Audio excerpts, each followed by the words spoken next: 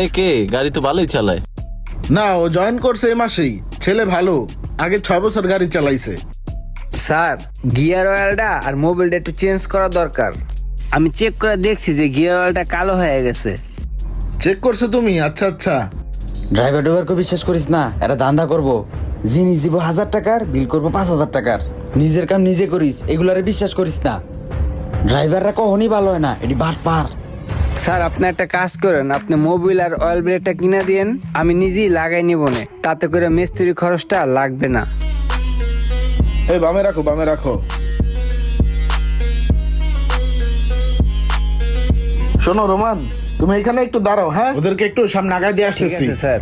থাকো।